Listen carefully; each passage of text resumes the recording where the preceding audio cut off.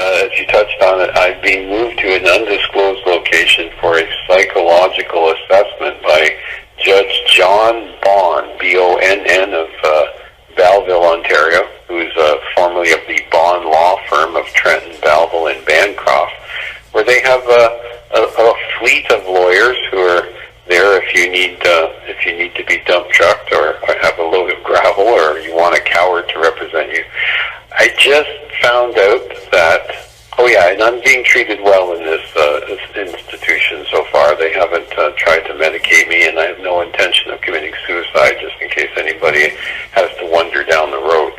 I heard about Robert David Steele, Linda, and I just found out 2 days ago, and I'm very saddened by the loss of Robert David Steele. I've said before, other than President Donald Trump, who I've often said will go down as one of the greatest leaders in the history of this world, the two of my heroes in this fight, besides of course my buddy Norm here, are Field McConnell, who had the courage to talk about the gynococracy that runs this planet as early as 2009, when everybody thought Field was crazy for what he was saying, and Robert David Steele, who I met in 2015 over the UNRIG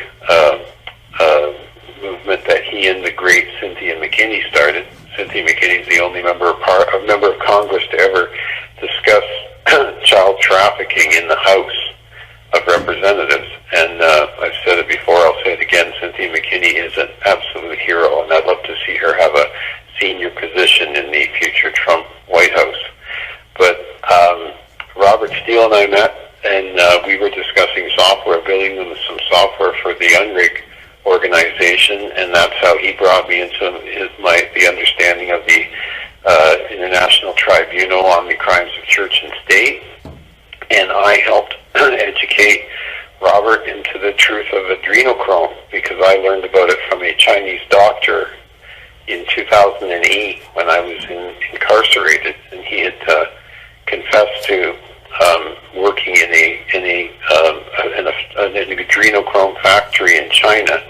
And anybody, I'm sure most of your audience know what adrenochrome is, but anybody who doesn't might want to go to the Alibaba website, search adrenochrome, ADRENOCHROME. You could pretty much take it to the bank that anybody listening to this already knows what that is. Well, in 2015, I explained to Robert Steele that I had met this doctor, talked about them mining it in China and how he came to North America. He had to be recertified. He went to the Cleveland Clinic, and they sent him to northern Haiti, and that's how we learned that they were stealing children off the streets in Haiti because of the high propensity of Rh-negative blood in Haiti, and they were taking them up to northern Haiti, and I can't remember the city, but it's right on the north coast, where they were torturing them and draining synthesizing their blood and creating adrenochrome, which is a chemical formula of H9C9NO3. And that's what led me to go back to the Dominican in January 2010 when we got Laura Silsby arrested. But I guess when you get a Clinton a henchman arrested, they just get promoted. She's now the head of the Amber Alert organization, I understand.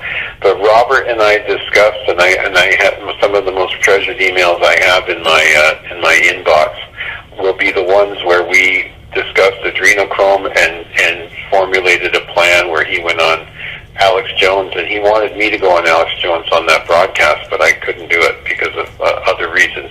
Well, but he went on the Alex Jones broadcast and exposed the truth about the adrenochrome empire to over 90 million people, which is why Alex Jones was taken off of YouTube, by the way.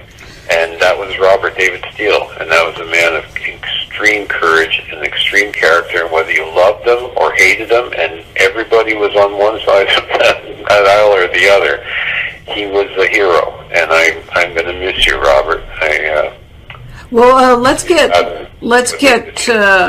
Let's get Norm into this conversation. How you doing, Norm? I'm terrific, thank you. Thanks. I'm doing really well. You know, one of the things that Guy said, and I know it was such a pisser, when the thing didn't turn out, because Guy often gets tips, and a lot of times he's right. And you said yesterday, Guy, that today might be an important day. I believe it is an important day, yeah. You know anything about that, Norm? I've been reading about the countdown has started. Uh-huh. And apparently today, from a number of different sources, I've also been told there's going to be a very major arrest made today.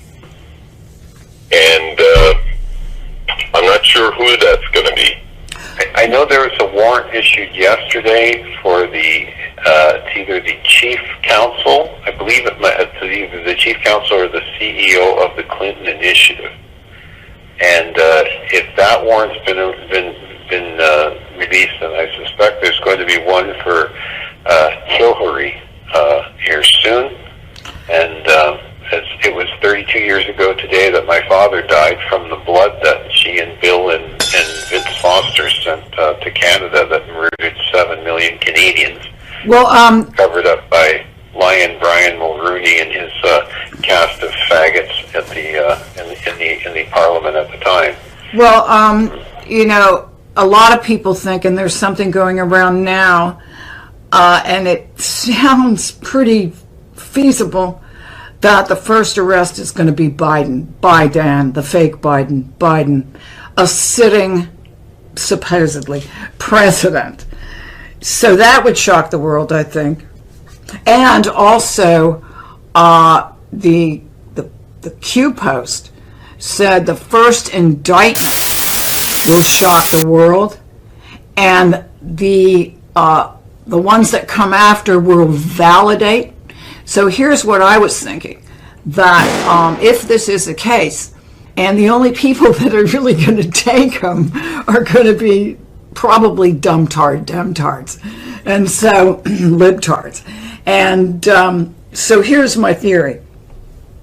They're going to get the scare of their lives, and then there'll be an arrest of Biden, and the CDC members will start being arrested, and all manner of governors who allowed this thing to go on. And so people aren't going to be protesting it too much at that point, I don't think. Okay. I agree with what you said, and I think that after this, the human race is going to be more intelligent because we're getting rid of the real dumb ones. You didn't mention the wonderful Dr. Fauci, that lovely, animal lover. Well, that's and another. What do you think? That's another indictment that would validate. Yeah, because, animal abuse in the United States is a felony. Oh. It's a felony now. Yeah. Wow. You know, it seems like... I believe that's because of Donald Trump, too. Yeah, human abuse, not so much, but animal abuse is a felony. Yeah.